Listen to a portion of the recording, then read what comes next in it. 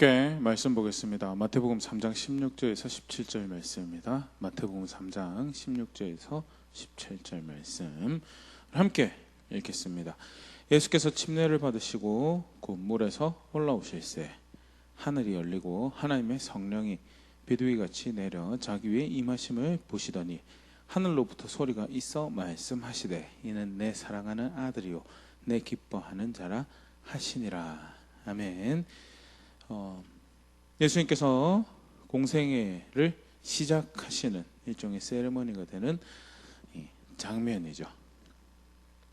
침례를 받으시고 올라오시는데 한 장면에서 하나님의 성령이 비둘기같이 내리시고 예수님은 침례를 받으시고 하늘로부터 성부의 소리가 말씀이 들려 말씀에 이는 내 사랑하는 아들로 내 기뻐하는 자라 하시니라. 제가 어떻게 보면 굉장히 짧은 말씀이고 작은 한 장면인 것 같은데 한 장면 안에 침례를 받으시는 성자 예수님, 비둘기같이 임하시는 성령 하나님, 그리고 목소리로 또 자신의 존재를 드러내시는 성부 하나님이 이제 다 보여지는 그런 대표적인 말씀이고 성경에서 가르치고 있는 우리가 믿는다라고 하는 하나님이 어떤 분이신가? 한 분 하나님이신데 또한 삼위의 하나님이시다라는 것을 잘 보여주는 그런 말씀인데요. 관련해서 하이드베르그 요리문답 25문답 지난 시간에서 또 같이 생각해 보도록 하겠습니다. 질문이랑 다 같이 읽어보면요. 질문: 오직 한 분 하나님만 계시는데 당신은 왜 삼위 곧 성부 성자 성령을 말합니까? 답: 왜냐하면 하나님께서 자신을 그의 말씀에서 그렇게 계시하셨기 때문입니다. 곧 이 구별된 삼위는 한 분이시오 참되고 영원하신 하나님이십니다.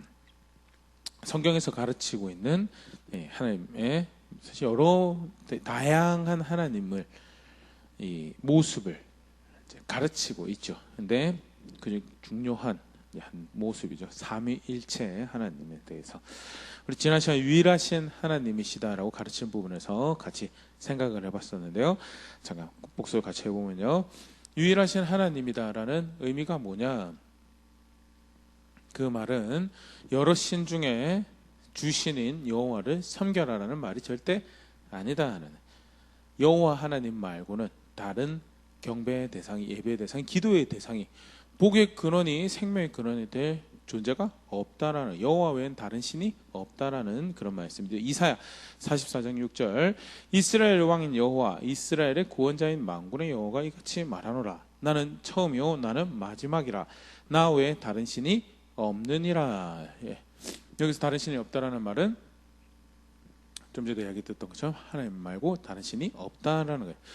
그러면 성경 안에 등장하는 다른 신은 무엇을 의미합니까? 라고 할 때 먼저는 이제 문화적 배경에서 이 말씀을 처음 받은 본백성의 배경에서 하나님께서 만드신 세상에는 다른 신이 존재하지 않아요. 그럼에도 불구하고 이 타락한 아람의 후예였던 사람들이 살아가는 세상에는 다른 신이라고 이름 붙여진 존재들이 있었다는 거예요. 쉽게 말해 문화적 배경이죠. 예레미야 35장 15절 내가 내 종 모든 선지자를 너에게 보내고 끊임없이 보내며 이르기를 너희는 이제 각기 악한 길에서 돌이켜 행위를 고치고 다른 신을 따라 그를 섬기지 말라. 그리하면 너희는 내가 너희와 너희 조선조에게 준 이 땅에 살리라 하여도 너희가 귀를 기울이지 아니하며 내게 순종하지 아니하였느니라. 하나님께서 다른 신 따라 섬기지 말라라고 한 것은요, 그 신 존재가 있어서 그런 게 아니고요, 백성들이 이해하는 다른 신이라는 것이 있었다는. 이집트도 다신 종교 문화를 가지고 있었고요, 메소포타미아, 바벨론 이쪽도 다신 여러 신들이 있는 종교적 형태를 가지고 있었고요, 팔레스타인 땅도, 가나안 땅도 여러 신들을 이제 각각 자기들의 구매에 따라서 여러 신들을 이제 만들어 놓고 섬기고 있는 그런 분위기였고요. 나중에 이제 그리스 로마 가서도 다신 여러 신들이 존재하는 문화적 배경을 가지고 그 가운데 살아가는 하나님 백성이었기 때문에 하나님께서 만드신 세상에는 하나님 외엔 다른 신이 존재하지 않지만 그 백성들이 마주하고 있는 상황에서는 사람들이 만들어낸 다른 신이 있었고, 그래서 그 신을 따르지 말라라고 이야기하시는 거다. 좀 전에 이야기했지만 결국 그 신들은 정체가 뭐냐? 이사야 37장 19절 그들의 신들을 불에 던졌사오나 이들은 신이 아니라 사람의 손으로 만든 것뿐이요 나무와 돌이라 그러므로 멸망을 당하였나이다 하면서요. 사람의 손에서 만들어진 어떤 자신의 감정적 만족을, 정서적 만족을, 어떤 느낌의 만족을 위해서 만들어진 신들이다라는 거에 대해서. 그래서 절대 성경에서 하나님께서 유일하시다라는 것은, 유일하신 하나님이시다라는 것은 한 분 하나님이시다라는 것은 다른 신이 없다라는 것을 의미한다는 것. 그런데 만들어진 신이 어떤 영향력을 가지고 어떤 영적인 힘을 가지고 하는 것 같던데요라고 이제 반론이 있을 수 있죠. 그런 이야기도 이제 전해주시고요. 뭐냐라고 할 때 성경에서 우리가 찾아볼 수 있는 힌트는요. 누가복음 4장 6절 이르되 이 모든 권위와 그 영광을 내가 너에게 주리라. 이것은 나에게 넘겨준 것이므로 내가 원하는 자에게 주노라. 사단이 마귀가 예수님을 시험할 때 자기가 권위를 가지고 있다. 내가 너에게 뭔가 줄 권위를 가지고 있다라고 이야기를 하면서 하는 이야기가 누가 나에게 넘겨준 것이다. 누가 넘겨줬느냐라고 할 때 성경에서 보면 아담이 넘겨줬죠. 하나님 형상으로 하나님을 대신하여 통치할 존재로 하나님께서 만드셨는데 그가 반역하는 사단의 길을 쫓아간 거고요. 그래서 아담은 그냥 자기가 원하는 걸 했다라고 하지만 그가 선택한 것은 그 반역하는 사단에게 무릎 꿇고 그의 종이 되어버린 거고요. 결과 권위가, 그에게 줬던 권위가 사단에게 넘어간 것을 이 장면에서 우리가 볼 수 있죠. 그래서 다른 신이 존재하는 건 아닌데, 미혹하는 존재가 있고 그에게 권위를 넘겨준 사람이 있다라는 것. 다른 신 절대 아닙니다. 성경은 절대 이원론 세상을 가르치고 있지 않습니다. 오직 한 분 하나님만이 복의 근원이시고 생명의 근원이시다. 이론적이죠. 실제로 사단은 사실은 하나님의 질서 안에서 하나님 허용한 만큼만 활동하는 존재이지 그 이상으로 커져가지고 마치 두 신이, 선한 신이 악한 신이 있어 그들이 대적하는 그런 구도의 영적 전쟁을 이야기하고 있지 않다라는 것 잘 기억할 수 있으면 좋을 거고, 어떻게 다른 신이 없고 권위를 넘기는 사람이 있고, 그다음에 같이 기억해야 될 게 대적하는 존재가 있다는 거, 분명히 있다는. 다른 신이 있는 건 아니지만 반역하는 존재가 있다는. 요한계시록 12장 9절 큰 용이 내쫓기니 옛뱀 곧 마귀라고도 하고 사단이라고도 하며 온 천하를 꾀하는 자라. 그가 땅으로 내쫓기니 그의 사자들도 그와 함께 내쫓기니라. 하나님과 교회, 하나님 백성을, 교회를 대적하는, 옛적에는 이제 아담을 타락시키는 그 일을 했던 사단이라는 존재가 있다라는 것. 요한복음 8장 44절 그들의 정체에 대해서 그들은 거짓말쟁이고 거짓의 아비가 되고 진리가 없고 살인하는 자다라고 그렇게 소개하고 있는데, 요한복음 8장 44절 너희는 너희 아비 마귀에게서 났으니 너희 아비의 욕심을 너희도 행하고자 하느냐. 그는 처음부터 살인한 자여 진리가 그 속에 없으므로 진리에 서지 못하고 거짓을 말할 때마다 제 것으로 말하나니 이는 그가 거짓말쟁이요 거짓의 아비가 되었음이라. 그래서 대적하는 존재가 있고 그는 거짓이라는 것을 무기로 삼고 실제로는 진리가 그 속에 없어서 자기 욕심대로 반역하고 하나님 질서를 깨뜨리고 해방하는 존재로, 죽이는 자로 존재하는 자다라고 성경 소개하고 있고, 요한복음 10장 10절 도둑이 오는 것은 도둑질하고 죽이고 멸망시키는 것뿐이요 내가 온 것은 양으로 생명을 얻게 하고 더 풍성히 얻게 하려는 것이니라. 도둑이 분명히 있고요, 빼앗고 훔치고 죽이고 멸망시키려고 오는 존재도 분명히 대적하는 존재가 있다라는 것. 고린도후서 12장 14절 이것은 이상한 일이 아니니라. 사단도 자기를 광명의 천사로 가장하나니. 속여서 빼앗고 속여서 죽이고 미혹해서 길을 어지럽히는 그런 존재가 분명히 있고요. 하지만 그럼에도 불구하고 신적 존재냐? 아니다라는 것이 성경에서 분명히 가르치고 있는 바고요. 나머지 영적 세계에 대해서 성경에 알려주고 있는 만큼 사실 우리가 알 수 있죠. 근데 성경에서 가르치고 있지 않는 부분에 대해서 쉽게 할 수 있는 우리가 이제 그럴 땐 선택이지 오류가 전통적으로 그 땅에 있던 민간 신앙의 영적 세계를 이해하는 방법들을 가지고 중에서 부족도 쓰기도 하고 십자가를 땅에 묻기도 하고 성경에서 가르치고 있지 않는 영적 전쟁이고요. 성경에서 가르치고 있지 않는데 이 영적 세계의 신비를 알고 사실은 자신할 수 있는 게 하나도 없고요. 성경에서 가르쳐주는 만큼 하는 것이 가장 옳다고 생각되어지고요.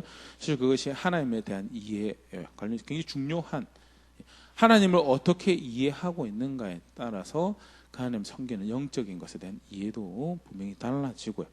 그런 측면에서 성경에서 가르치는 것만큼 아는 것이 또 그렇게 이해하고 거기에 이제 자기를 이제 동의시켜가는 거죠. 하나님 아는 굉장히 중요한 모습인 것을 지난 시간 우리가 살펴봤고요. 그러면 오늘은 한 분 하나님이시면 동시에 삼위의 하나님이다라는 것. 사실 굉장히 어려운, 그러니까 말이 어려운 건 아니죠. 말이 어려운 건 아닌데 우리가 이해할 수 있는 물리적 법칙을 뛰어넘는, 그죠? 그래서 사실은 다양한 오류들을, 다양한 오해들을 많이 만들어 왔기도 합니다. 이제 그릇된 삼위일체에 대한 이해 먼저 간단히 살펴보면요. 대표적인 세 개를 오늘 생각해 보려고 하는데, 먼저 양태론이라는 것이 있습니다. 영어로 모달리즘이라고 하기도 하는데요. 쉽게 말해서 성부, 성자, 성령 이 삼위의 하나님은 한 하나님이 각각 다른 모드로 존재하는 것이다. 실제로 한 분 하나님이신데 성부의 시대에는 성부로 존재하셨고, 성자의 시대에는 성자로 존재하셨고, 성령의 시대에는 성령으로 존재하셨다. 쉽게 말해서 그런 이제 이해가 양태론이죠. 뭐 여러 말씀을 자기들 근거로 이야기합니다. 요한복음 10장 30절 나와 아버지는 하나이니라 하신 데 같은 경우도 절대 예수님 하신 말씀 그런 의도로 말씀하신 거 아니죠. 본질적으로 한 분 하나님이시고 결코 예수님이 하나님의 뜻과 목적과 의도를 벗어나는 그런 선택들을 하지 않는 것에 대해서 말씀하신, 강조하시는 그런 표현인데요. 그런데 이거를 이제 자기들 이해하기 쉬운 모습으로 한 분 하나님이신 건 강조를 해야 되겠고, 봐라 하나라고 하지 않았느냐? 그러면 다른 모드다. 그래서 성부의 시대에는, 속칭 구약 시대에는 성부 모드로 있다가 성자의 시대에는 성자 모드로 있고, 그리고 성령의 시대에는 성령의 모드로 있다라고 이해하는 게 그릇된 삼위일체. 삼위일체는요, 우리 2시간 전에 살펴봤죠. 영원한 삼위일체를 절대 분리가 없고요. 창조 사역에도 삼위 하나님이 함께 하셨고, 구속 사역에도 삼위 하나님이 함께 하셨고, 교회의 역사를 인도하시고 성도들을 거룩히 하시니 우리의 역사 시간이죠. 그 시간 가운데서 삼위 하나님을 함께 사역하시는 분이시다라는 것. 그래서 성부 시대, 성자 시대, 성령 시대 뭘 이야기하려는 건 아니지만 그 사실 표현 자체도 사실은 좀 성경적이지 않는 그런 표현이다라고 우리가 살펴봤었는데요. 이제 일종의 양태론적인 오해를 야기할 수 있는 그런 표현이죠. 성경에서는 절대 분리되지 않는. 그래서 삼위 하나님은 언제나 모두가 달라지는 것이 아니고, 사실은 이제 이 양태론적인 이해가 물을 가지고 삼위일체를 설명하는 거죠. 영도시 이하에서는 얼음을 존재하고, 그다음에 영도에서 백도 사이에는 물로 존재하고, 액체로 존재하고, 그리고 백도시 이상에는 수증기로 존재해서 이게 삼위일체의 아름다운 모델이구나. 성경에서 말한 거죠. 성경에서 말하는 삼위일체는요, 물, 얼음, 수증기가 동시에 존재하고 있어요. 영원한 삼위일체로 항상 그 삼위 하나님을 사역하신 분. 그래서 물리 세계에서는 설명이 안 되는 하나님의 존재고, 하나님의 사역하시는 모습이고, 그 억지로 이제 설명하려고 양태는 또 물하고 더불어서 이제 그 태양, 햇빛하고 가지고 이제 쭉 또 이 삼위일체 설명하려고 했죠. 그래서 빛이 존재하고, 광원이 존재하고, 열이 존재하고, 삼위일체로 이것도 각각 다른 모드죠. 다른 모드로 절대 다른 본질이 아니고요. 한 하나님이시면서 세 고유한 하나님으로, 세 위격을 가진 하나님으로 존재하는 것이 성경에서 가르치고 있는 삼위일체 하나님이다라는 거예요. 두 번째 잘못된 삼위일체에 대한 이해는요, 세 하나님을 너무 강조한 나머지, 양태로는 한 하나님을 강조해서 성경에 가르치는 것을 자기 마음대로 끼워 맞춘 거면요, 삼신론은 세 위격을 강조한 나머지 한 하나님이라는 것을 잊어버린 그런 모습이죠. 그래서 굳이 다른 이해가 필요 없이 성부 하나님 따로 계시고 성자 하나님 따로 계시고 성령 하나님 따로 계시고 반은 맞고 반은 틀린 거죠. 근데 그분이 한 분으로 계신다라는 것, 그게 성경에서 가르치고 있는 거고요. 아니 어떻게 그럴 수가 있느냐라고 이해하면서 자기 이해의 성경을 이제 끼워 맞추려고 하면 양태론, 극단 양태론으로 가고 삼신론으로 가는 모습들, 잘못된 삼위일체에 대한 이해고요. 또 세 번째, 이제 교회 역사에서 우리가 볼 수 있는 잘못된 삼위일체에 대한 이해로요. 우리가 이제 곧 사도신경이 이제 우리 초입을 살펴보고 있는 거죠. 근데 사도신경의 일종의 그런 공동의 신앙 고백의 배경이 되는 니케아, 컨스탄티노플 신경, 그 배경이 되는 니케아 회의가 있게 된 이제 신학적 이슈였죠. 아리우스 파와의 이해인데, 아리우스가 어떤 이야기를 했었는가? 분명히 성경에 보면 성자 하나님이 성부 하나님하고 좀 다른 그런 존재고 성령도 좀 다른 존재다. 어떻게 다 그들이 하나님이시겠어? 그래서 성부 하나님만 한 분 하나님이시고 성자 하나님하고 성령 하나님은 좀 떨어진, 그러면서 성부께 종속되어 있는 그런 존재들이다라고 이해하고 그것을 널리 공유를 했었는데요. 그들이 오해했던 이제 몇 가지 말씀들을 보면요. 먼저 성자와 관련해서 히브리서 1장 3절에서 6절 말씀 보면, 이는 하나님의 영광의 광채시요 그 본체 형상이시라. 그의 능력의 말씀으로 만물을 붙드시며 죄를 정결하게 하는 일을 하시고 높은 곳에 계신 즉 크신 이의 우편에 앉으셨느니라. 문맥 안에서 보면 예수님을 하나님의 영광의 광채라고 하는 것은 광원보다 떨어지는 광채다라고 이야기를 하는 것이 아니고요. 하나님이 어떤 분이신 것을 나타내는 하나님이시다라는 그런 의미에서 놀랍고 위대하신 분이시다라는, 아무리 하나님 형상이 뛰어나도 하나님이 어떤 분이신지를 빠짐없이 드러낼 수 있는, 절대 그걸 그렇게 할 수가 없죠. 그러나 예수님은 하나님 영광의 그 발현되는 것을 가감 없이 드러낼 수 있는 하나님이시다라는 그런 계시적 존재라는 측면을 강조하는 하나님이신 것을 이야기하는 거예요. 본체 형상이라는 것이 더 분명하죠. 하나님이란 본체가 있고요. 그 본체를 나타내시는 계시적 존재이시며 그런 하나님이시고, 말씀으로 사실 이제 그 뒤에가 그것부터 이제 보충을 해주는데요. 말씀으로 만물을 붙드시는 하나님이시고, 나가서 하나님만 하실 수 있는 죄를 정결하게 하는 일을 하시고, 더 나아가서 지극히 크신 이 우편에 앉으신 분이시다라는 것. 절대 광원보다 떨어지는 광채, 본체보다 떨어지는 형상을 이야기한 게 아니다. 4절, 그가 천사보다 훨씬 뛰어남은 그들보다 더욱 아름다운 이름을 기업으로 얻으심이니, 독자들이 이해하는 사람보다 우수하고 뛰어난 천사라는 존재보다도 뛰어난 하나님이신 것을 일종의 문학적으로 강조하는 표현이죠. 천사보다 훨씬 뛰어난 예수님을 이야기하면서 5절이 이제 이슈가 됩니다.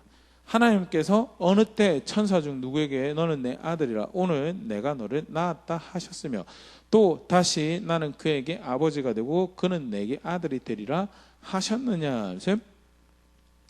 성부 하나님하고 성자 하나님의 관계를 설명하는 거죠. 아들이 되시는. 근데 단순히 그냥 어느 시점에 연극하는 것처럼 그 시기만 아들이 되는 것이 아니라 영원하신 아들로 존재하는 성자 하나님이시고, 그리고 그의 성부 하나님이시다라는 그 설명을 하는 건데, 이 관계를 설명하는 건데, 이 낳았다라는 표현을 가지고 본질로 이제 해석을 하는. 그래서 하나님이 낳으신 존재면 하나님은 아니신 거네. 그러면 그 낳은 존재보다 격이 떨어지는 하나님의 아들이라는 표현, 성경에서 하나님의 아들이라는 말은 결국 하나님, 본질적으로 하나님이다라는 표현을 사용된 건데, 그것을 성부보다 격이 떨어지는 그런 존재로 특별히 예수님 설명할 때죠. 그렇게 이제 이해를 하는 거죠. 6절, 또 그가 마다들을 이끌 세상에 다시 들어오게 하실 때 하나님 모든 천사들은 그에게 경배할지어다 말씀하시며. 히브리서 기자는 예수님의 신성을 흠잡고 누락시키기 위해서 쓴 표현이 아니고 계시적 하나님을 나타내시는 계시적 존재며 동일하게 그렇게 하나님을 나타내시는 하나님이신 위대한 분, 천사보다 위대한 분이시며 하나님하고 아들 관계에 있는 성자이신 그런 예수님을 이제 소개를 하는 건데, 그것을 좀 전에 이야기됐던 것처럼 아리우스가 하나님보다 좀 떨어지는 존재로 이해하는 그런 근거로 절대 아니죠. 근데 자기가 이해하고 싶은 대로 이해도 안타까운 그런 모습이, 그것이 다 자기만 망할 뿐만 아니라 굉장히 영향력이 컸어요.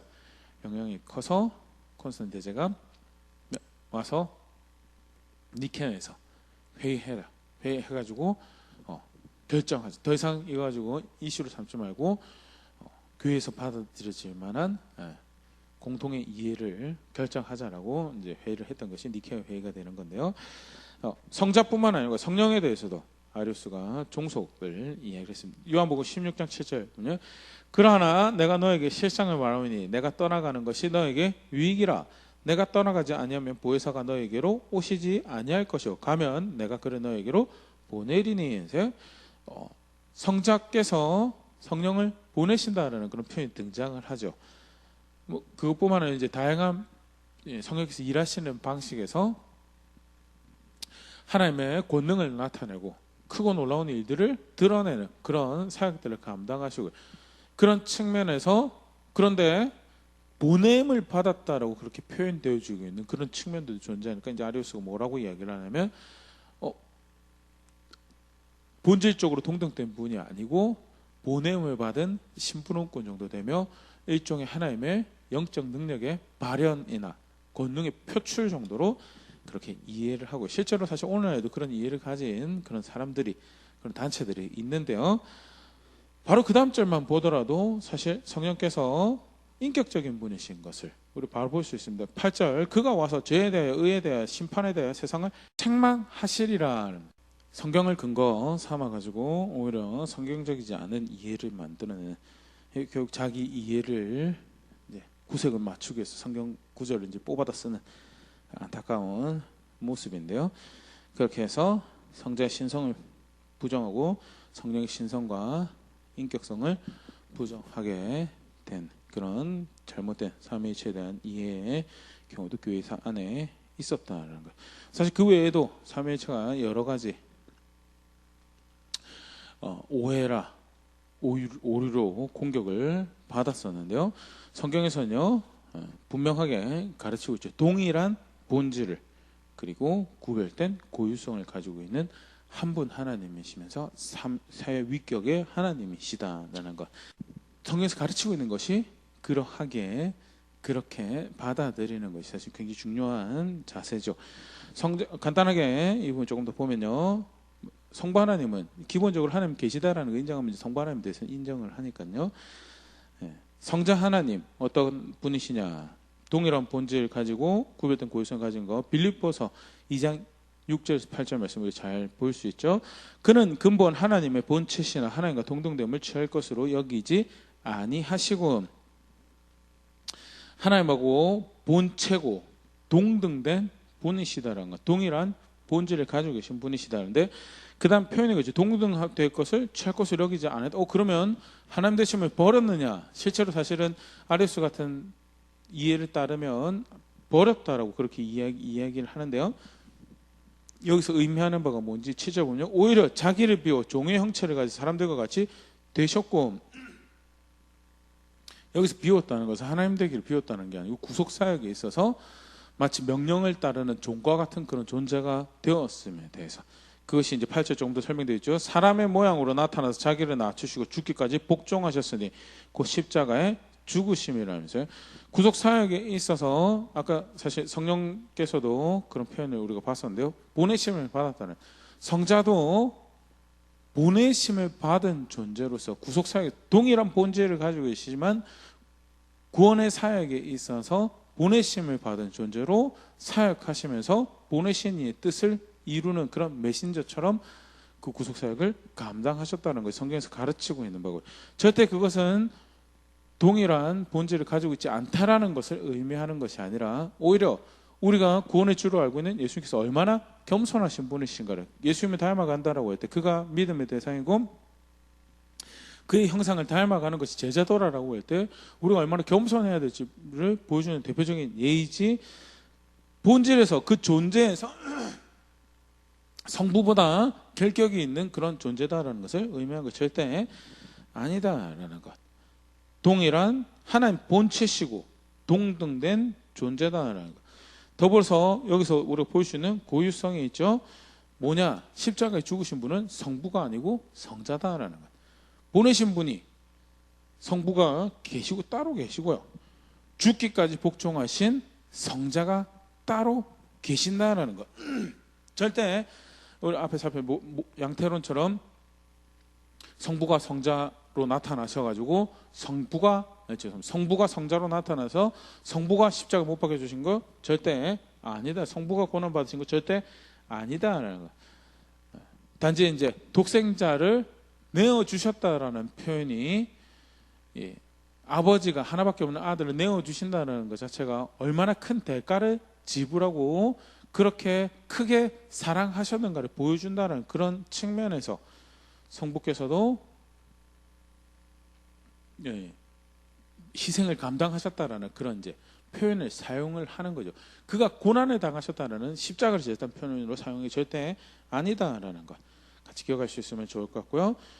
동일한 본질을 가지고 있지만 구별된 고유성을 가지고 계시고요. 로마서 9장 5절 조상들도 그들의 것이요 육신으로 하면 그리스도가 그들에게서 나셨으니 그는 만물에 계셔서 세세 찬양을 받으실 하나님이시니라. 아멘. 사도 바울이 로마교회 편지하면서 분명히 밝혀오죠. 예수님은 하나님이시다라는 것. 동일한 본질을 가지고 계신 삼위일체라는 표현에서 절대 성경에서 가르쳐지고 있는 하나님에 대한 바른 이해다라는 것. 성령 하나님과 관련해서도요. 마태복음 28장 19절 그러므로 너희는 가서 모든 민족을 제자로 삼아 아버지와 아들과 성령의 이름으로 세례를 베풀고 하나님 백성으로 구별된 하나님의 이름으로 구별된 하나님 백성을 이제 일종의 만들어내는 그런 과정이죠.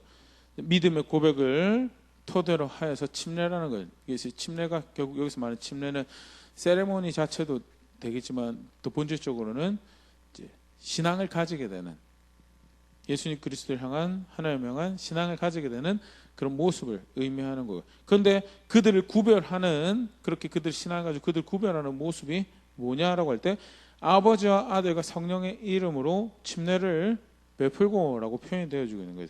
하나님 성부와 성자와 동일하게 똑같이 나아야 되는 그런 이름이고 더불어서 인격을 상징하는 대표적인 표현이죠. 이름이라는 것이 있다라는 것. 성령에 대해서 성경에서 가르치고 있는 모습이죠.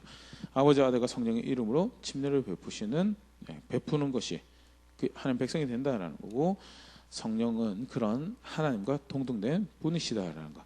사도행전 5장 3절 4절 베드로가 이르되 아나니아여 어째 사단이 너의 마음에 가득하여 네가 성령을 속이고 땅값 얼마를 감췄느냐. 땅이 그대로 있을 때에는 너의 땅이 아니며 판 후에도 너의 마음대로 할 수 없더냐. 어찌하여 이 일을 내 마음에 두었느냐. 사람에게 거짓말한 것이 아니요 하나님께로다. 아나니아와 삽비라가 명예를 자신의 이름을 위해서 이제 자신의 밭을 처리해서 헌금을 하려고 하죠. 근데 그중 일부를 다 내놓으니까 아까워서 일부를 감추어둬서 사실은 이제 그것이 문제가 되는 그런 사건에 대해서 기록을 하고 있는 부분인데 베드로가 그 잘못에 대해서 이제 아나니아를 책망하는 장면에서 사단이 너의 마음에 가득하여 성령을 속였다라고 먼저는 이야기를 합니다. 그런데 동일한 베드로가 이야기하면서 그 다음에 네가 거짓말하는 것은 사람에게 거짓말한 거지 4절이죠. 하나님께로다라고 하면서 예수님의 제자인 유대인이고 한 분 하나님 섬긴다고 하는 유대인이고 그러면서도 예수님 믿은 예수님의 제자 베드로가 이야기하는데 성령도 하나님, 성령을 속인 것은 결국 하나님을 속이는 거다라고 이야기되어지고 있는 부분 초대교회 이해죠. 성령도 동일한 본질을 가진 하나님이시다라는 것. 나아가서 단순히 능력의 발출 따위가 어떤 현상 따위가 아니라 신성과 인격을 가지신 하나님이시다라는 것. 고린도전서 2장 10절 11절 오직 하나님이 성령으로 이것을 우리에게 보이셨으니 성령은 모든 것 곧 하나님의 깊은 것까지도 통달하시느니라. 사람의 일을 사람 속에 있는 영 외에 누가 알리오? 이와 같이 하나님의 일도 하나님의 영 외에는 아무도 알지 못하느니라. 사람과 동일한 본질을 가진 사람의 영이 사람의 속내를 알 수 있는 것처럼 하나님의 영이 하나님을 알 수 있다라고 이야기하는 것은 하나님의 영이 하나님과 동등한 신성을 가지신 본질을 가지신 하나님이심을 보여주는 대표적인 말씀이고요. 그 성령께서 우리 가운데 역사하셔서 그 하나님의 깊은 것을 깨닫게 하시는 그 일을 하시는 부분에서 바울이 고린도교회에 편지하면서 가르치고 있는 부분인데요. 동일하게 신성을 가지시고 인격을 가지신 하나님이심을 분명히 소개를 하고 있죠. 동시에 성령 여러 가지 고유적인 모습들 우리가 찾아볼 수 있으면요. 로마서 8장 9절 만일 너희 속에 하나님의 영이 거하시면 너희가 육신에 있지 아니하고 영에 있나니 누구든지 그리스도의 영이 없으면 그리스도의 사람이 아니니라. 너희 속에 하나님이 영이 거하신다는 너희 속에 하나님의 영이 거하신다. 내주하신다라고 할 때 하나님 함께 하시는 분이시 하나님 함께 하시는 분이시다라는 거 성부 성자 성령께서 함께 하신다라고 이야기를 하는데요. 내주하신다라고 할 때 내주한다라고 하는 하나님은요. 성경에서 이야기할 때는 성령께서 하나님의 영이 내주하는 것으로 그렇게 가르치고 있죠. 고유적인 예수 그리스도께서 십자가에 죽으신 것처럼 내주하시는 것이 이제 일종 고유한 사역으로 성경에서 가르치고 있는. 예수님께서 내주하지 않으신가요? 맞죠. 근데 성경에서 내주하신 그리스도께 대해서 설명할 때는 본체는 승천하셔서 하나님 우편에 계시고 성령의 교통하심으로 신비적인 방법으로 우리 안에 거하시는 것으로 그렇게 가르치고 또 설명이 되어지고 있죠. 그래서 성령의 고유의 사역의 모습을 설명할 때 이런 표현들을 사용을 하는데요. 동일한 본질을 가지시고 계시는 하나님이시죠. 그런데 구별된 고유성을 가지고 그래서 이게 또 다른 이제 특별 고유성 같은 경우에 교회에서 우리가 기도할 때 연습으로 그렇게 하긴 하죠. 그런데 예수님의 이름으로 기도하죠. 예수님께서 가르칠 때 기도하죠. 그리고 누구에게 기도하나요? 아버지께 기도하는 거죠. 물론 그 아버지께 기도한다는 것 자체가 성부가 하나님 성자나 또는 성령께서 기도를 할 만한 대상이 되지 못한다는 것을 의미하는 것은 아닙니다. 동일한 예배의 대상이 되고 기도의 대상이 되는 하나님이시지만 성자께서 가르쳐주신 기도의 방법이 아버지께 기도하라고 하니까 그냥 그 말씀 순서에서 아버지께 기도하는 거죠. 그것을 굳이 성령께 기도하지 않으면 또는 성자께 기도하지 않으면 삼위일체를 부인하는 것처럼 그렇게 이해하면요. 그것도 사실은 좀 극단으로 가는 거고요. 분명히 예수님께서 가르칠 때 아버지께 기도하라고 내 이름으로 아버지께 기도하라고 그렇게 가르치셨던 일종의 고유성이 우리 성령의 이름으로 기도한다고 그렇게 이야기하지는 않거든요. 그러니까 그런 고유적인 모습들, 구별된 고유적인 모습들 이렇게 보일 수 있죠. 분명한 것은 삼위의 하나님이 성부, 성자, 성령이 구별되신 세 위격으로 존재를 분명히 하고 계신다라는 것. 고유성도 가지고 계신 특별하신 각각 특별하신 하나님으로 존재하고 계신다라는 것. 그게 성경에서 가르친 것. 그런데 그 세 하나님이 한 하나님이시다라는 세 위격이 한 하나님이시다라는 것. 그래서 삼신론도 아니고 양태론도 아니고 종속도 아닌 세 위격의 하나님께서 한 하나님으로 존재하신다라는 것. 다시 말씀 가지고 간략하게 생각해 보았는데요. 오늘 말씀 함께 살펴보면서 이 부분 다시 한 번 더 돌아보면서 마무리할 수 있으면 좋을 것 같습니다. 출애굽기 20장 22절 23절 여호와께서 모세에게 이르시되 너는 이스라엘 자손에게 이같이 이르라 내가 하늘로부터 너에게 말하는 것을 너희 스스로 보았으니 너희는 나를 비교해서 은으로나 금으로나 너희를 위해 신상을 만들지 말고 말씀하시는 하늘에서부터 말씀하시는 분이신 거 너희가 보았지 않느냐. 너희 마음대로 은으로 금으로 너희를 위하여 형상을 만들지 말라. 보이지 않는 분이신데 은으로 금으로 그걸 자기 이해를 쫓아서 만들면 결국 뭐가 만드느냐? 금송아지 만들어지는 거고요. 여호와라 이름 불려지고 있지만 성경에서 가르치는 것과 다른 이해를 가진 신이 또 그가 경영하신 영적 세계가 존재해버리게 되는 게 지난 시간에 이어서 우리가 살펴본 쭉 성경 안에 삼위일체를 가르치는 모습을 우리가 다시 확인하는 거였는데요. 말씀대로 하나님 알고 말씀대로 하나님 예배하고 말씀대로 하나님 섬기는 것, 그래서 무엇보다 중요하다라는 것 다시 한번 더 생각해 볼 수 있으면 좋을 것 같고, 나는 어떻게 알고 이해하고 있는가 한번 다시 돌아볼 수 있으면 좋을 것 같습니다. 아까 잠깐 우리 시작할 때 잠깐 그런 부분들 이야기 잠깐 드렸었는데요. 영적 세계에 대해서, 하나님 경영하시는 방법에 대해서, 또 영적 전투에 대해서, 영적 갈등에 대해서 그런 것이 없지 않았습니다. 다양한 종교가 존재해왔고요.